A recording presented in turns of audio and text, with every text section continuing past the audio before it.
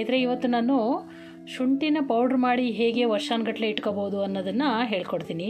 ನೋಡಿ, ನಾವೀಗ ಮಾರ್ಕೆಟಿಂದ ತರ್ತೀವಿ, ಅಥವಾ ಶುಂಠಿನ ತುಂಬ ದಿನ ಇಡ್ಲಿಕ್ಕಾಗೋದಿಲ್ಲ, ಹಾಳಾಗೋಗುತ್ತೆ. ಪೇಸ್ಟ್ ಮಾಡಿ ಫ್ರಿಜ್ಜಲ್ಲಿ ಇಟ್ಟರು ಕೂಡ ಒಂದು 20 ದಿನ ಇಡ್ಬೋದು ಅಷ್ಟೇ, ಅದಕ್ಕಿಂತ ಜಾಸ್ತಿ ಇಡ್ಲಿಕ್ಕಾಗೋದಿಲ್ಲ. ಹಾಗಾಗಿ ನಾನು ಇದನ್ನು ಹೇಗೆ ಮಾಡೋದಂತಲೇ ಹೇಳ್ಕೊಡ್ತೀನಿ, ಬನ್ನಿ.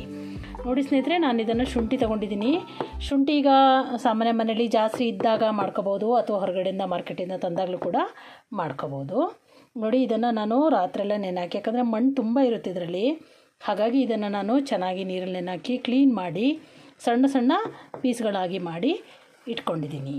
ಇದನ್ನು ನಾವು ಮಿಕ್ಸಿಲಿ ಹಾಕಿ ಸ್ವಲ್ಪ ತರಿಯಾಗಿ ಇದನ್ನು ಪೇಸ್ಟ್ ಆಗೋದು ಬೇಡ, ಸ್ವಲ್ಪ ತರಿಯಾಗಿ ರುಬ್ಕೊಳ್ಳೋಣ. ಸ್ನೇಹಿತರೆ, ಇದನ್ನು ನಾನು ತರಿಯಾಗಿ ರುಬ್ಬಿ ತೊಗೊಬಂದಿದ್ದೀನಿ. ಇದನ್ನು ಚೆನ್ನಾಗಿ ಒಣಗಿಸ್ಬೇಕು.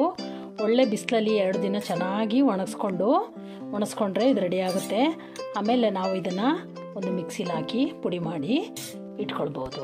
ಚೆನ್ನಾಗಿ ಒಣಗಿದೆ ಶುಂಠಿ, ತುಂಬ ಚೆನ್ನಾಗಿ ಒಣಗಿದೆ. ಇದನ್ನು ನಾವು ನೋಡಿ ಈ ಥರ ಒಣಗಬೇಕು ಚೆನ್ನಾಗಿ. ಇದನ್ನು ನಾವು ಮಿಕ್ಸಿಲಿ ಹಾಕಿ ಚೆನ್ನಾಗಿ ಪೌಡ್ರನ್ನು ಮಾಡ್ಕೊಳ್ಳೋಣ. ಪೌಡ್ರ್ ಆಗಿದೆ. ಇದನ್ನೀಗ ನಾವು ಒಂದು ಡಬ್ಬದಲ್ಲಿ ಹಾಕಿ ಇಟ್ಕೋಬೋದು. ಇದನ್ನು ನಾವು ಎಷ್ಟು ಟೈಮ್ ಬೇಕಾದರೂ ಬಳಸ್ಬೋದು. 6 ತಿಂಗಳು ವರ್ಷ ತನಕ ಕೂಡ ಹಾಳಾಗೋದಿಲ್ಲ. ಮತ್ತು ಇದರ ಸ್ಮೆಲ್ ನೋಡಿ, ಸ್ಮೆಲ್ ಹಾಗೇ ಇದೆ. ಇನ್ನೂ ಹಸಿ ಶುಂಠಿ ನಾವು ಹೇಗೆ ಬಳಸ್ತೀವೋ ಅದೇ ಥರ ಸ್ಮೆಲ್ಲು ಸ್ವಲ್ಪ ಕೂಡ ಹೋಗಿಲ್ಲ. ಹಾಗೆ ನಾವು ಈ ಥರ ಮನೇಲಿ ಮಾಡೋದ್ರಿಂದಾಗಿ ಕ್ಲೀನಾಗಿರುತ್ತೆ.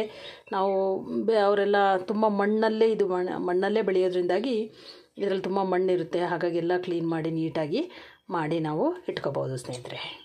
ಚೆನ್ನಾಗಿ ಪೌಡ್ರ್ ಆಗಿದೆ. ಹಾಗೆ ಇದರ ಸ್ಮೆಲ್ ಕೂಡ ಹಾಗೇ ಇದೆ. ಹಸಿ ಶುಂಠಿ ಸ್ಮೆಲ್ ಇನ್ನೂ ಕೂಡ ಅಷ್ಟು ಚೆನ್ನಾಗಿ ಫ್ರೆಶ್ ಆಗಿದೆ. ಇದನ್ನು ನಾವು ಈ ಥರ ಮಾಡಿಟ್ಕೊಂಡ್ರೆ ಎಷ್ಟು ಟೈಮ್ ಬೇಕಾದ್ರೂ ಬಳಸ್ಬೋದು.